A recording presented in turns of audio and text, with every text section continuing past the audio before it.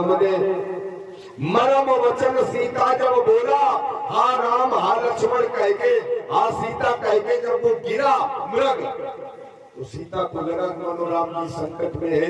लक्ष्मण जी से कहा जाओ भैया की सहायता करो। अरे बोले पूरे ब्रह्मांड में जिनसे संकट कट जाते हैं लोगों के, उनको क्या संकट हो सकता है।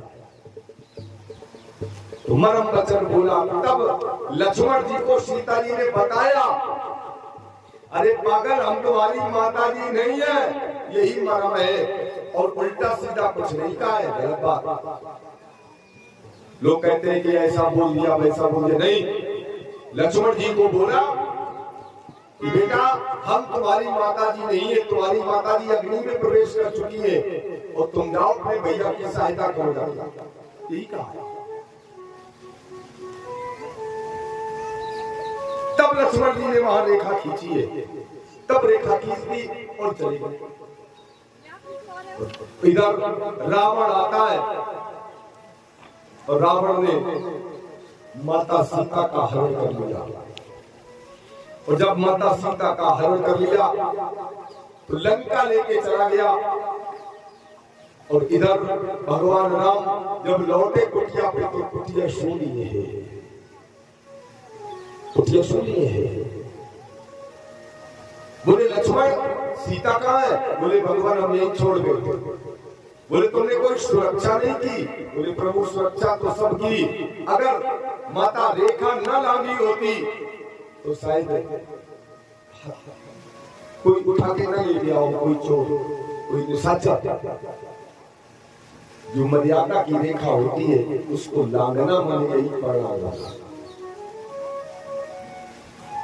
इधर भगवान राम सीता जी की खोज कर रहे हैं।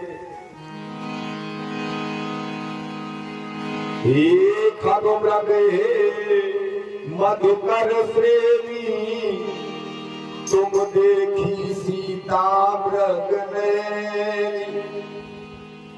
सबसे पूछ रहे, पत्तों से, वृक्षों से, फूलों से, पत्तियों से, कहीं तुमने सीता जी को?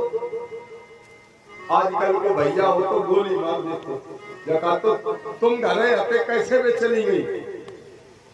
लेकिन नहीं, भगवान राम ने कुछ भी नहीं कहा, बस इतना कहा कि भैया अगर तुम्हें पता था कि हमें कोई संकट नहीं आ सकता, तुम्हें नहीं आना चाहिए था। बोले हम क्या करते, माता जी ने हमें जबरदस्ती वहां से हटाया है। क्यों? क्योंकि लक्ष्मण वैराग्य है, और वैराग्य के रहते भक्ति को कोई ले जा नहीं सकता है, इसलिए हम लक्ष्मण जी का वहां से हटाना, तब रावण का वहां से ले जाना। आगे चले तो आगे परा की द्रौपदी देखा, सुमरत राम चरण चिन्ह रेखा। जटायु जी हा राम कर रहे हैं। क्यों? बोले राम जी ने उनको जब जल्दी से उठा के उनको गोद में लिटा लिया है, और जब गोद में उठा लिया तो अपनी जटाओं से उसकी धूल झाड़ रही है। कैसा समय रहा होगा जब एक पक्षी को परमात्मा प्यार कर रहा होगा, दुलार कर रहा होगा। हाँ?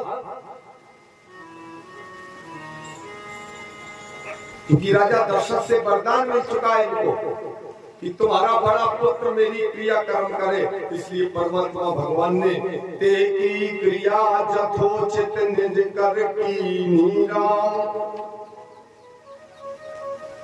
उसका उपहार किया। आगे बढ़े तो शबरी के पास गए, और जब शबरी के पास गए तो शबरी को भी नौधा भक्ति का स्वरूप वर्णन किया। और आगे बढ़े तो ऋषिमुख पर्वत के पास पहुंचते हैं। अब ऋषिमुख पर्वत के